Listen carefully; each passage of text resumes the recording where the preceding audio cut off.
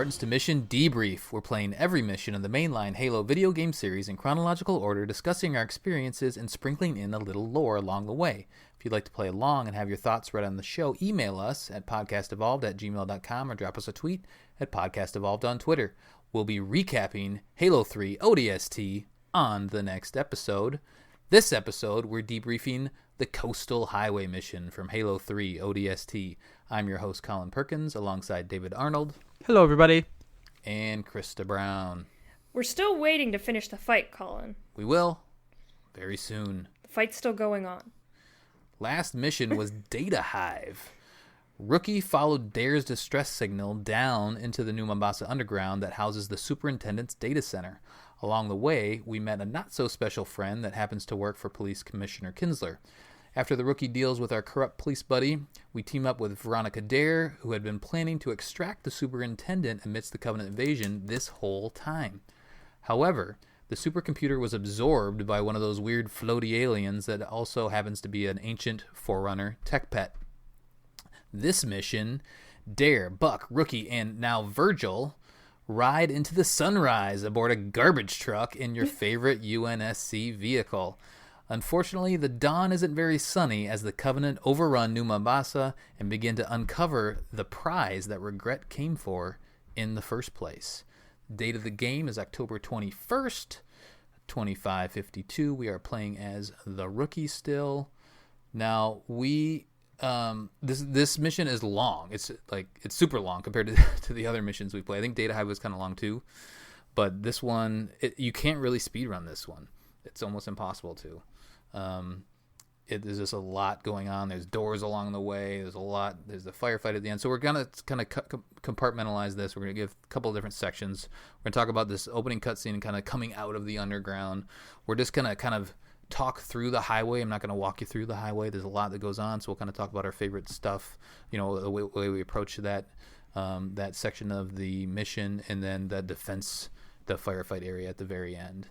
And then we'll obviously, be throwing lore in like we always do. So let's talk about this opening cutscene here. Now, this mission is kind of the heaviest outside of the first mission of this relationship between Buck and Dare, and it just kind of starts it off with that right away. David, you want to take us through this? Yeah, so straight away, Buck has the helmet off, and he's giving out about the smell, and then Dare just runs up to him, punches him, and says, that's for running away? Abandoning the mission. That's for abandoning the mission. Yeah. And he's like, what? How the hell? And then she just lobs the gob and starts mauling the face of him, and then he's like, what was that for? And he's like, that's for coming back. And he's like, and the Rookie's just standing there, and then he looks at Virgil, and Virgil looks at him, and it's an awkward moment. It's pretty funny. Krista, have you ever punched a man and then kissed him shortly afterwards? Does sparring count? That's a little different, but okay. TMI. Continue. It's happening when you ask Krista these kind of questions, man. What do you expect? That's what you get. So then there is a brief kind of conversation of where we're going, what we're doing. Okay, we're getting out of the city. So the guys kind of progress. Now, that's kind of end of that cutscene, really, isn't it? Because then you're kind of in the city, and then you're kind of moving along.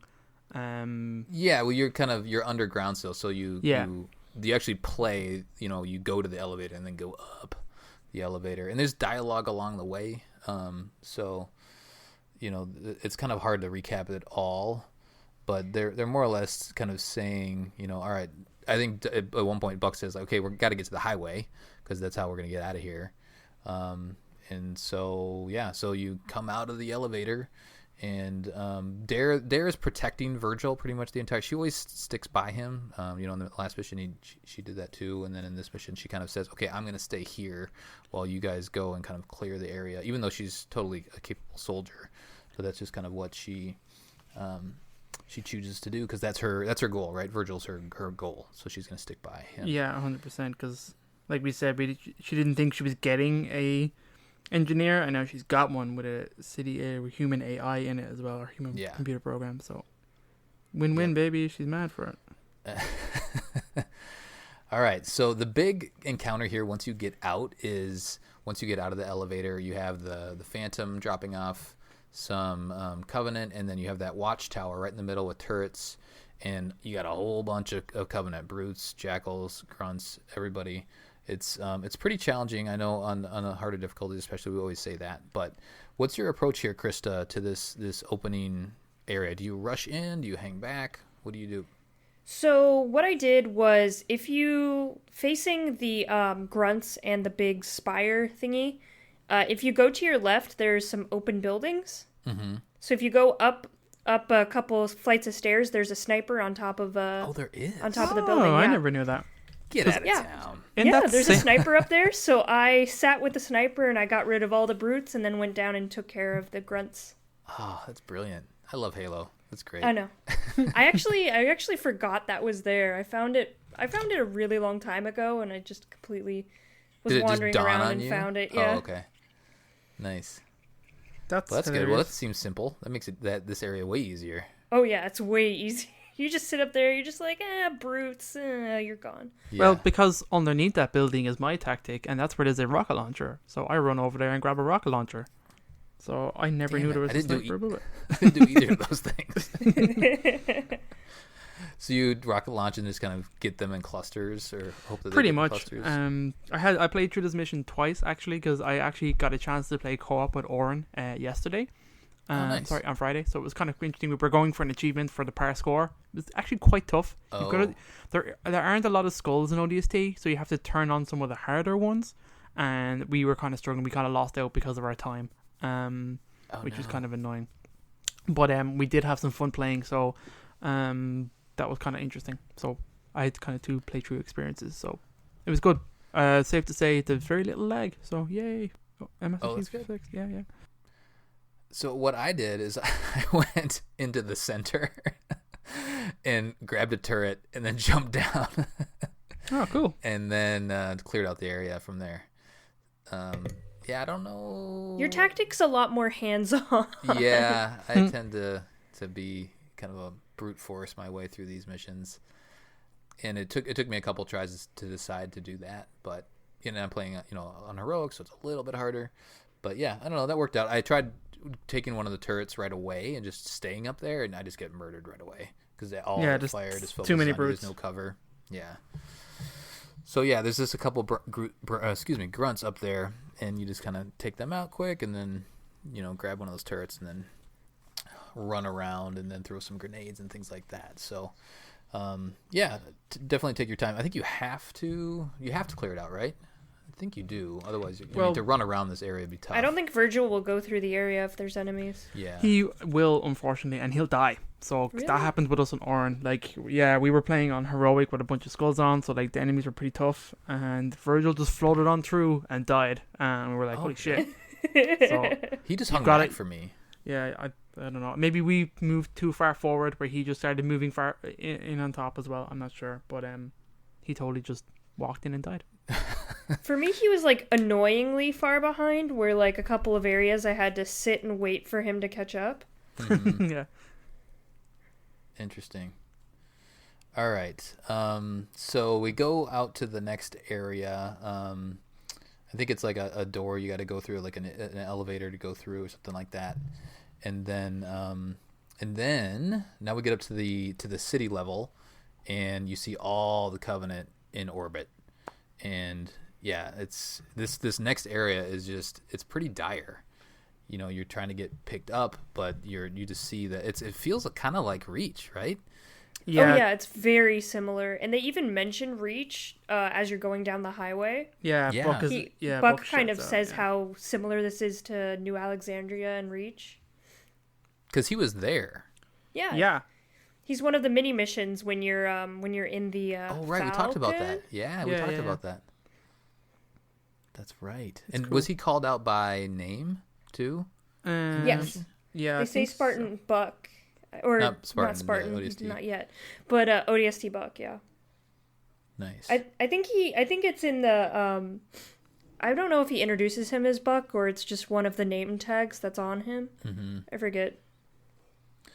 So we recapped Sadie's story, and they talk about an Oliphant and this garbage truck in that story, and now we Virgil hotwires the Oliphant, this garbage truck, and Virgil is Virgil I don't know, should I call it? What pronoun should I use? That's a good idea. I don't know if they have that. I don't think engineers have genders, but you can go with a he. Yeah. Yeah, you can give it whatever gender you want. Okay. I would say Virgil's a boy's name for the sake of argument. Yeah, it is. All right. Sounds good. So he hotwires Oliphant, and Dare and Virgil hop in that bad boy, and now it's our job to escort them down the highway, make sure that they get out of the city is really what we're trying to do here. Now this is a big long area, big stretched out. You go through lots of doors, and Virgil opens them eventually. If you get close to him, you got to use his kind of shield, which is nice. But yeah, this part is long, so we're just kind of talk through our favorites or just any other key elements through this. There also is some good dialogue, and maybe we'll try to bring that up as we can throughout this spot. And then just lots of Covenant is just like there's scarabs crawling across the city, and dropships coming in, and it's just it's rough. The skybox is amazing here. It's so cool. Yeah, very cool. So we start out, and you hop into a warthog, and I quickly realized that I couldn't just man the turret. Is that right? Like, yeah. Buck would only be on the turret. He wouldn't drive for me. No, he refuses. You have to drive. That's so dumb. I mean, I guess, but that sucks. Yeah. No, it's totally up to you. I mean, it sucks to the part, but it's cool. On co-op, what I did with Oren was pretty fun. So I drove and gave Buck a rocket launcher, so he then jumped in the side, and then Oren got on the cannon, and we just wrecked shop. It was really cool. Oh yeah, that was good fun. Buck doesn't shoot the rocket launcher half as often as you need him to, because the Oliphant can be destroyed, and we had like catch on, so enemies were throwing grenades like it was no one's business, so we died a lot. But it was good fun, and eventually you get a Gauss Hog, which is awesome. So that kind of helped big time, especially when you get into fighting banshees and stuff like that, and the different waves of enemies. And then eventually you get a tank. So we kind of split up at that point where I put Buck back into the gunner seat of a Gauss Hog, and then Oren took the tank. So it was kind of handy. It was fun at that point. Yeah. Do you upgrade Krysta along the way? Do you keep kind of going up until you finally get in? I mean, you got to take the tank at the end, right? I mean, why wouldn't you? Oh yeah, always take the tank. So on this particular playthrough, I drove Buck around until I could get a ghost. Oh yeah. And then I completely abandoned Buck, and he was all by himself for the rest of the mission. So does he drive then? No, he actually walks, and then he gets teleported at the various moments. Oh really? Yeah. He was just completely abandoned. And then once I got the Scorpion tank, he got on the turret of that. But have you guys ever tried the Vidmaster Challenge Deja Vu on this particular part? I have not, but I want you to tell me about it, Krysta. Okay, so what it is complete coastal highway, 4-player legendary co-op with the Iron Skull on without using Warthogs or Scorpion tanks. So the Iron Skull means you reset the level, right, when you die? If you're on co-op, it's just the last checkpoint. Okay, so that's tough. So you do have to walk up until you can get a ghost, is that what you're saying? No, a mongoose. I think you spawn with if you play 4-player legendary, I think you spawn with mongoose.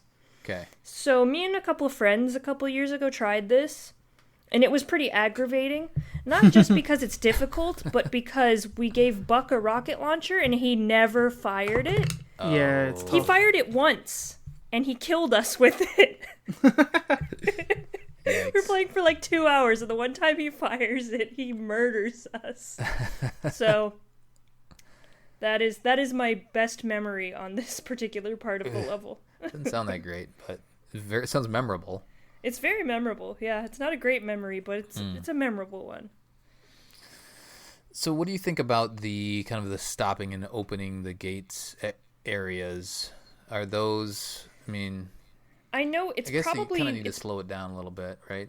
Honestly, it's probably the limitations at the time. They probably had to load the areas that way. They probably couldn't have just one big stretch of highway. Yeah. I think it breaks it up a little too much because there are like 6 or 7 of those doors. There's a bunch of them. Yeah, and it just kind of makes you stop, and then you have to think about your health and stuff like that, and it's much more fun to just... It'd be much more fun if it was just a long span of highway that you could just run through if you wanted to. But this pretty much makes speedrunning impossible because you have to wait for those doors to open. Right, because the Oliphant needs to be the one that does that. Yeah. You can't just. It's not just a time-based thing. That the actual vehicle needs to be up there to do it. Yeah, it's a part-time 25 minutes as well. So Which is long for ODST. Like some of these missions Yeah. are 8 minutes or something. I'm guessing you spend 90% of that time on the highway. Yeah, you do. Well, there's a good bit of time. There's a good bit of time at the end. Well, isn't there only 3 waves at the end, though? There's 3 waves, yeah. Yeah. Well, So if you're good enough and you can get the Yeah, it's how kill fast you everyone can fast cycle enough. through those enemies, and when the jetpack brutes come in, they can kind of scatter. Do you know what I mean? So Yeah. you got to be fast. Well, you can always just lay a bunch of rockets and stuff when they first spawn out of the ships. True. Yeah, I think that's what I did. We'll talk about that once we get there. But, so yeah, it's a hard mission to speedrun. You can't really. I mean, you can get the part-time. That's why they have it there. But you kind of are forced to take your time. And I think they do a good job of ramping up the encounters like they do in most missions. Whereas you start out with just like some grunts, and then it eventually turns into some jackals, and then eventually get some brutes, and then the vehicles and all that sort of stuff. So that makes it interesting. They also do a good job at putting interesting set pieces when you're waiting for the doors to open. Like, I think 2 times the scarab walks over, 1 time it actually hits the garbage truck. Another time you get to see the cruiser pop in, and then it's starting to charge its laser. Yeah. And then one of the last ones is the phantoms riding alongside you. So they do a good job at putting interesting things for you to look at. Yeah, Because they're cool. I think without any of that storytelling in this, it would be a lot more boring. Yeah, I think they're trying to. I think what was the name of that VidMaster challenge? Deja Vu, because there's a similar VidMaster in Halo 3, and they were trying to give you a similar feeling to the other games, the ends of those games, and we won't talk about them all. Only the ones that we played, I guess, like Halo 1, where you're in the Warthog and you have that big, the scramble to get off the Pillar of Autumn, but. So they were trying to kind of mimic that, but I didn't feel like there was that as much of a sense of urgency. Mainly, maybe part of that was because you eventually end up in a tank, and you can't drive a tank very, very quickly, and there are all of those stopping points. But it didn't feel like a scramble to me. It felt like, okay, like let's just steadily get it. Plus, you're protecting the Oliphant too, so I don't know. Well, and the thing about those other encounters in the other Halo games is that there's actively, like, stuff being destroyed around you. Mm-hmm. Like, if we were running away from, like, a laser coming up the highway or something like that, that'd be really, really cool. Yeah, exactly. Like if a scarab was chasing you the entire time, something like that. Yeah, there's just not that sense of urgency, I think. Because I think all of the doors make it feel a little more like a stroll than a mad dash. Especially the Oliphant's really slow. Yeah. Are you feeling the same way, David? Yeah, I don't hate on it as much as you guys kind of sound like you do, but like I don't hate it, but it's just not my favorite. Like comparing it to some of the other like events in this game, this one's kind of just so-so. Well, in the other games end strong. The end is stronger to like this ends, and we'll talk about the very, very end in a little bit, but this being the final mission doesn't feel as epic as the other missions or the other games. The Scarab mission was way more epic than this one. Mm-hmm. Oh right, yeah, where you're that boss fight Scarab. Yeah, mission. it's so cool. Mm-hmm. Okay, I liked it. You can disagree. That's why we're talking. Yeah, I like the ending of this. I think it's cool. It was a cool, big kind of moment where you're firefighting at the end, and you got like all these waves of enemies just dropping in, and there is a sense because. Maybe they don't spell it out enough, but like the city's being glassed. Do you know what I mean? You're going to die if you stay there, and not even just from the waves of enemies coming, but also the glassing taking place. Mm-hmm. So I think maybe they could have made a bigger thing of that. I think you're right. Maybe if you were driving to escape, not necessarily a scarab because they're super slow, maybe an actual cruiser. Do you know what I mean? If something is actually glassing the highway behind you, that would be cool. I don't know. It's cool. Yeah. I like it as it is. Any other thoughts on the highway? There's that drone part, which is super annoying because they spread out so much. Also they have this kind of set up that when you get to the end of the door, you're usually low on ammo and low on health. Mm-hmm. So opening the door and having a bunch of enemies come out, it's like, oh man. Yeah, there is a weapon cache right there that I found this time There's some ARs and a rocket launcher right there's nearby. some A lot boxes. of these have like weapons kind of hidden because there's like a little step of stairs and a little like door and stuff to the left. You can't go in it, but it's just like maintenance looking stuff that you can kind of explore and get stuff. Yeah. Any other big encounters or interesting? There's like fuel rod cannons part where you kind of drive through one of the doors and immediately get fired at, or if you decide, I think I was trying to go up those watchtowers right away just to kind of see what was up there, but yeah, there are grunts with fuel rods on some of them are empty. Just watchtowers are in general, I think are always interesting because it means that it's like a specific, the Covenant are like trying to defend or I guess attack in these certain spots, so they're trying to stop you from your goal instead of just. And I almost immediately blow those up. Oh, I always blow them up. Yeah, just for funsies.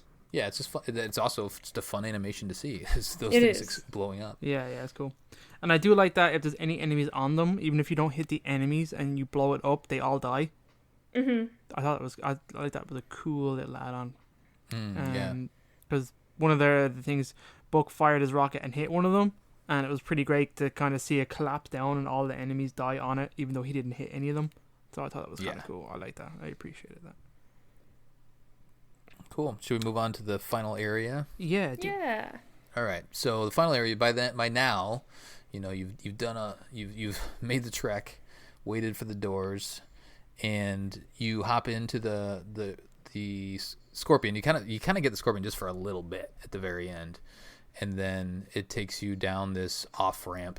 And I didn't really know what those were to begin with. Did you guys go explore those? I guess we didn't talk about that. There's those little off ramps that go down below along the way. There's I only know there one are or like two of warthogs them, and stuff in them, right? Sometimes there's like weapons or stuff in the bottom. Yeah, I don't think there's much to them, to be fair. Yeah, they're pretty much, because you they do go off to the side, but you can't go any further. When you get to them, you can just go back up on the other side. And yeah, I didn't explore them much, so it would make sense for there to be vehicles down there if there are. But the very end, you go in the off-ramp in the Scorpion, and then you hit this barrier, and then you see this building off in the distance, and you and Buck need to go up and clear that.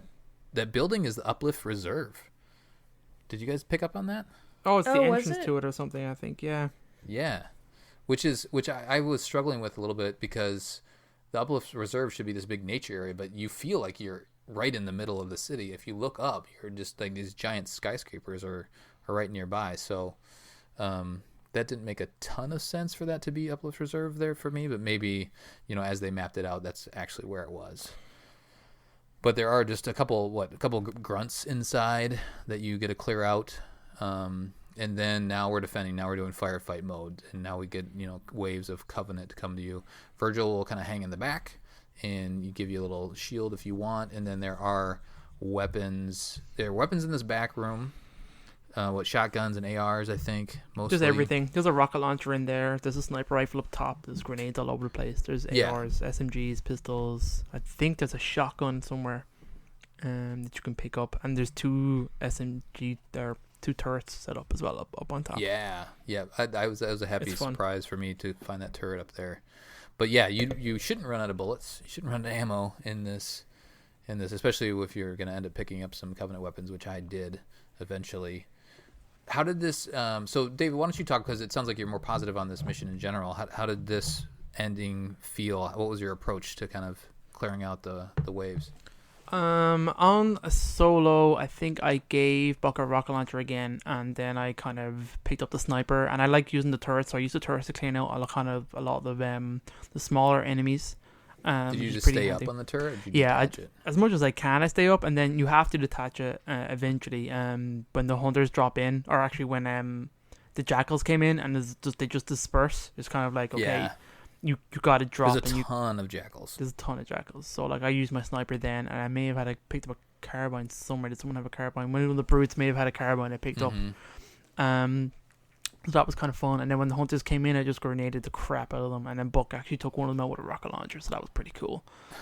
I did at some stage. I think one of the games I played even with Oren, I gave Veronica a fuel rod, and then Buck had a rocket launcher. They didn't do a whole lot, but the novelty of it was kind of less cool.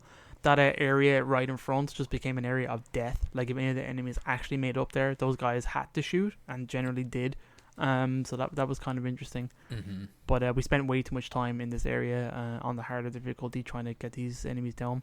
Because we put one of the skulls on that makes their resistances higher and their weaknesses higher, but that just meant that they were like totally almost immune to a lot of the weapons we were shooting them with. Yeah. And it was a hard time. And we gave them like one of them that doubles their health or increases their health, and that was like super tough. So Oof. It was a tough game to play, but it is fun. And then you get like a brute chieftain kind of moment who kind of raises at you and stuff. Is interesting. They're fast. They are fast. Yeah. Don't be nearby when they swing that gravity hammer. Krysta, you're probably sniping like usual? Yeah, so I picked up the pistol and I was going, because like the first couple waves are mostly grunts and jackals on normal, so I was just clearing them out with that and grenades. Then the last wave is just 90% brutes. So I've had like pistol shotgun for a little bit, and then I switched to carbine beam rifle and just kind of sat in the room where Virgil was and just kind of sniped him. Oh, okay. You didn't go up high? No, I didn't go that high. Mostly just to get rid of the jackal snipers and take their stuff. Yeah. And I kind of wing this part, especially not on higher difficulties. I just kind of go with it. Mm-hmm. Funnily enough, Funnily, yeah. I'm tired. Leave me alone. But the chieftain just sat in that middle like gazebo the entire time and let me just murder him. So that was really nice. That was very nice of him. Yeah, it was very nice of him. I'm like, I need to get this done. I got some stuff to do. And he's like, you know what? I got you. And he's like, just kill me. I'm like, oh, so sweet. Did he pop his invincibility at least? Or he not? did. Yeah, he did. And he stared me down for a good 30 seconds. And then I murdered him. So. Kill me. But it's kind of anticlimactic on normal. Mm-hmm. Like, you definitely want to play this on heroic or legendary to make it feel like a finale to the game. Because like on normal, it's just like, I'll just throw some grenades, I'll be fine.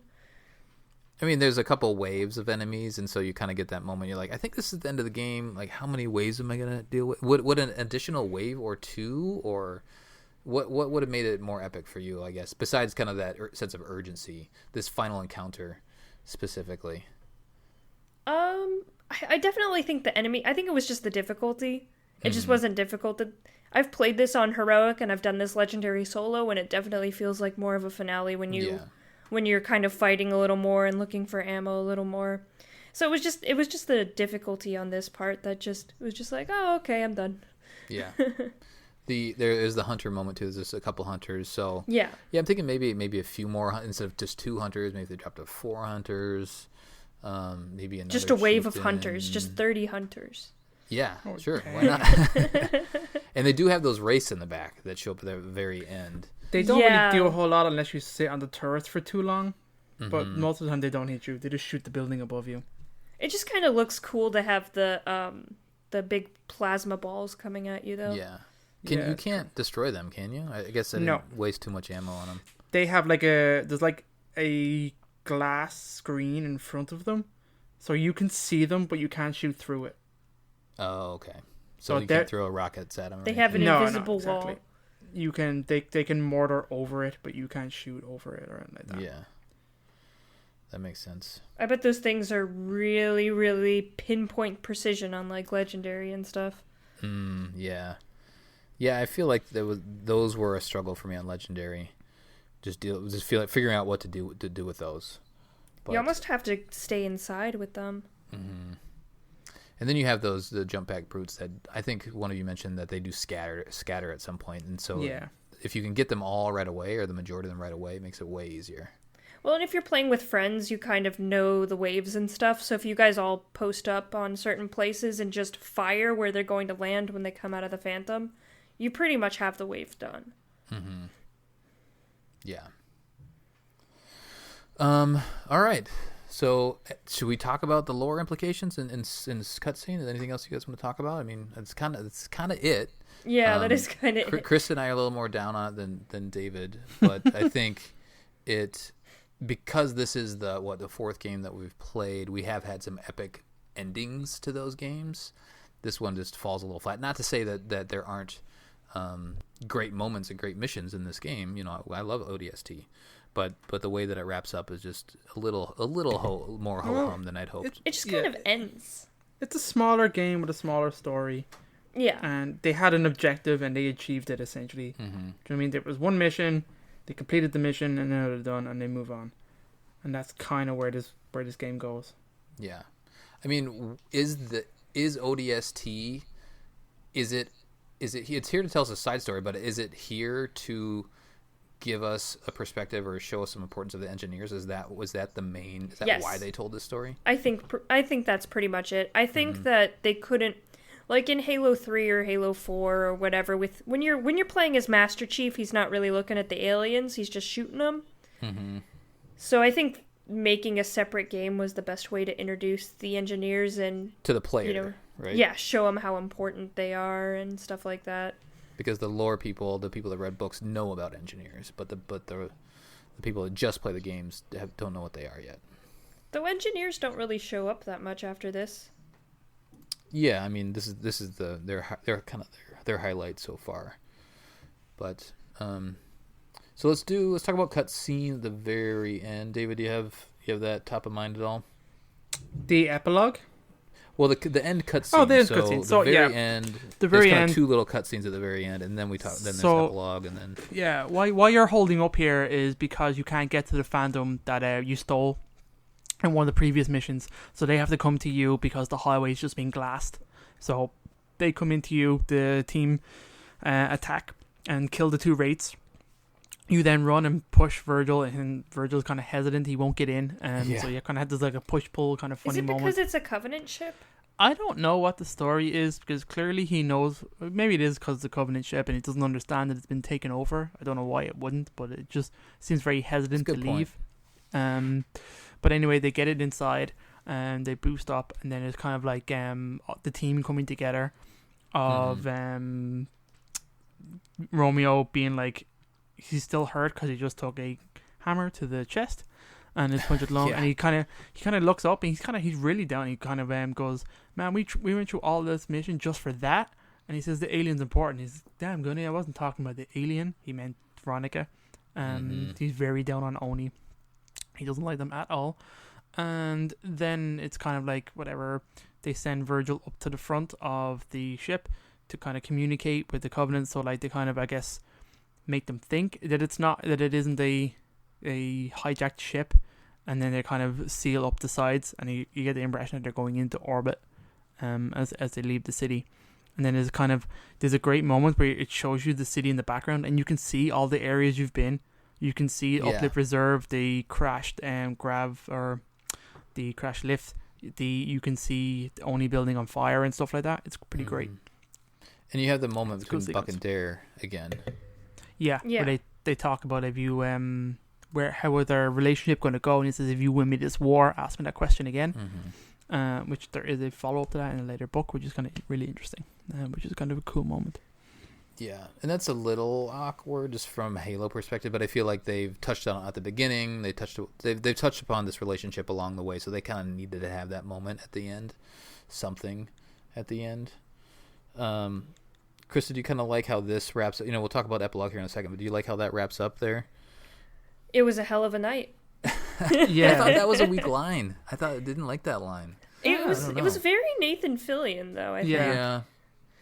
I mean, literally Nathan Fillion who plays Buck. That's the voice actor. He just plays himself this entire time. Mm-hmm. Which I think that's one of the reasons why he needed a love interest, because it's Nathan Fillion. Mm-hmm. Yeah. Which he's is kind of a smooth love interests guy. are always kind of hit and miss with Halo. Some of the books have done it really, really well, and then sometimes it's just kind of like,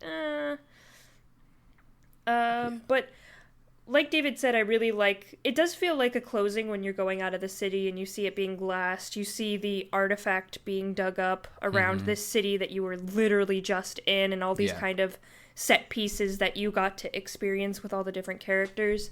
So I do think the wrap up cutscene is really, really well done. It's very cool, and then fade to black, they get out of the city, and then it goes on to the epilogue. Yeah. So this epilogue is pretty fun because then you see Johnson, right? Like, all right, what's going on? Johnson Day are hanging out, walking down this long corridor, and they're having a little conversation about, they'd mentioned Lord Hood there, and then Johnson is going to interrogate Virgil, I guess, right? Like, Not really. He does it in a very Johnson way. well, yeah. Yeah, well, important to know, this is 1 month after you got out. Yeah, so this is November 15th, I think, according to the timeline. Which is around the time when Master Chief shows up. Yeah, a couple days before. Which we probably should have a conversation at some point, like how they got back to Earth quicker. Maybe we'll talk about that at the beginning of Halo 3. Yeah, we'll do it. Yeah. But, yeah, so, I mean, I think it's a fun cutscene, right? He chucks the lighter at Virgil, and then he ends up lighting a cigar. Like, that's pretty cool. Yeah. Pretty cool little payoff there at the end. And then if you've played the game on Legendary... Yeah. I didn't like this Legendary ending. It was so weird. It's kind of silly. It didn't add much. It's very silly. So it's basically the Prophet of Truth, which with a bunch of Huragok behind him, and then he does an evil laugh. Yeah, I mean, he goes down. They're digging, right? So he goes down into this hole. He's in the data center. Yeah, and they're more or less tying Halo 2, 3, and ODST together by saying, okay, now here's the Prophet. He is on Earth, and he's just going down to maybe inspect the dig, or kind of check out what they're unearthing. I would think Truth wouldn't even go on Earth, though. I think it makes more sense for him to be on the ship the entire time. Yeah. I think it's literally just like a little, hey, Truth was behind all of it. Yay. Right. Yeah. Yeah, exactly. And they were just kind of tying everything together. They're doing their best too in this little cutscene, because like the dig site, like looking at that, it ends on this just a hole and a Forerunner thing or something under the city, and it's not that interesting to look at. So I don't know. Didn't add a whole lot from my perspective. It's probably, I hate to rag on it, because we kind of ragged on this last mission. Like, up until now, we're all like, this is amazing, and the last mission, we're like, eh. Yeah, that's okay. I mean, they can't all be 10 to 10s. Yeah, it's one of the weaker Legendary scenes, though. Usually the Legendary scenes are big, like, wow, like the end of a Marvel movie, the end cutscene, the after credit scenes. The big intrigue drops to like see what happens next, but this game is in a tough spot because it came after Halo 3. Which means all the tension is kind of gone. Gone at this point, because you know what happens. And it wouldn't make sense to tease anything about Halo 4 in this game. Do you know what I mean? So no, because Halo 4 is so disconnected from everything else. Exactly. But even as we're playing it in chronological order, it still does fall a little flat, I feel like. Yeah. So, I mean, I guess the intrigue, as you know, the chronological order, we've hinted at, you know, the artifact, the portal.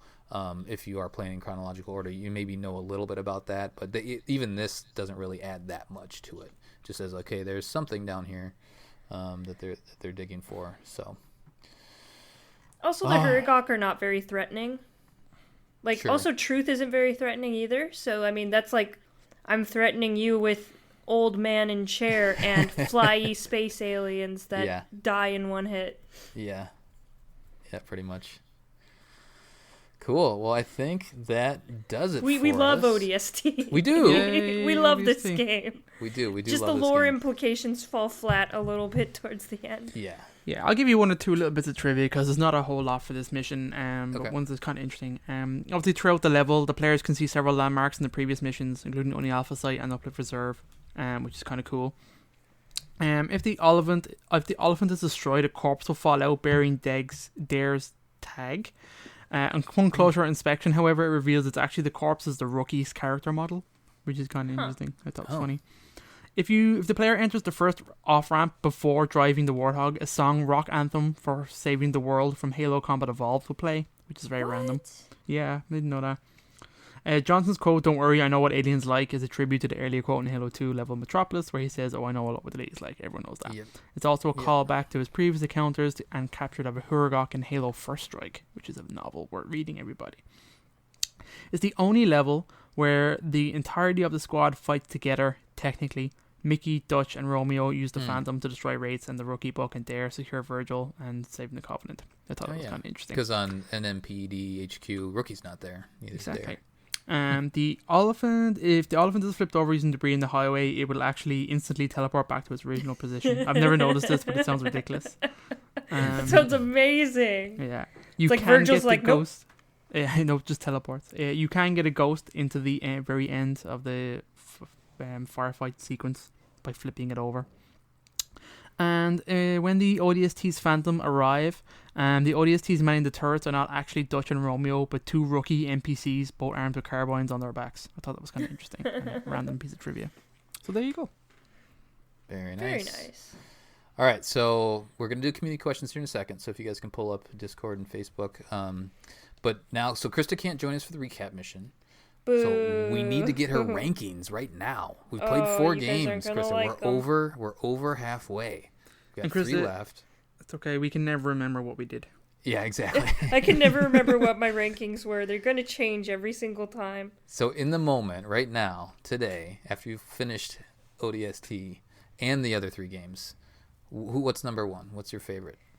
Right now it's Halo 2 still. Okay. I think that's what I had it at the end of Halo 2. So it's Halo 2, Halo 1, probably Reach, and then ODST. Okay. Just because I come at these games less from gameplay and more from just overall impact in the universe and lore stuff. Because that's what I really enjoy about the games. Not saying that I don't like ODST, because I love ODST. Yeah. It's okay. Like I said, it's just a side story. Do you know what I mean? It's just... Well, I mean, one game, we're going to rank 7 games at the very end of this, and one's going to be the worst game. It doesn't mean it's a bad game. It's just one has to be on the bottom. So yeah. And ODST is so different from all the other games. It's almost an entirely different thing on its own. So it's hard to put kind of something that was supposed to be a DLC next to like Halo 2. But it still feels like Halo. I mean, it still feels like Halo. Yeah. Cool. All right. Well, let's do some community questions and we'll get out of here. Woo! All right. Discord first, Krysta? Sure. So, Colin has asked, what word or phrase would you use to describe the final mission of Halo 3, ODST, ? So Min says, vehicles beat everything. Oh, and then we talked about other things. Ian says, stop glassing me, bro. Dizzy dumper. There's too much traffic on this highway. David says, new MD is up. So that's interesting. Did I post that in there? It's a bit weird. You did. We didn't talk about, there is a lot of there are a lot of cars and there's a lot of debris and they go splody when exactly. Elephant, so that's a good point. Matt says oh crap, fuel rods turn around. And Axel says isn't this another Warthog run? Well, yes, but actually no. And that is a meme. It's a very nice meme. Redacted says what's that rumbling? Holy shit, that's a Covenant cruiser coming at the... Oh, never mind, it's not. Okay. But hey, it's pretty cool. So that's all we got on Discord. Facebook? So real quick, we talked about them glassing the city, but I think they do call it like an excavation beam at some point. Yes, they do call it an they call it an excavation beam, but at the same time, Buck says, "Oh, they're gonna glass the city, and then they're gonna glass the entire planet." So, I'm not sure if there's actually any difference between an excavation beam and just glassing. Sure. Yeah. I think when in the terms of the lore, the glassing doesn't happen from in atmosphere. They do it from outside in space, and the entire fleet shoots its plasma down. So the excavation beam isn't actually like used. Now, I imagine it does glass, but the glassing actually happens from orbit. And it takes a massive amount of firepower and a fleet and huge amounts of kind of vast quantities of plasma to actually do it where it superheats the atmosphere. So they don't do it from in atmosphere. Now, you can probably glass these are just a city. lesser beams. Yeah, you can probably glass a city using those big excavation beams, totally. Do you know what I mean? Obviously, that's wiping the city out. But in terms of planet-wide destruction, they only do it on from orbit, essentially. That's terrifying. That is terrifying. All right. Speaking of terrifying, what's Facebook have to say? Facebook is quite terrifying. Facebook says, Lance, rookie's initial monologue, how did I get in this situation?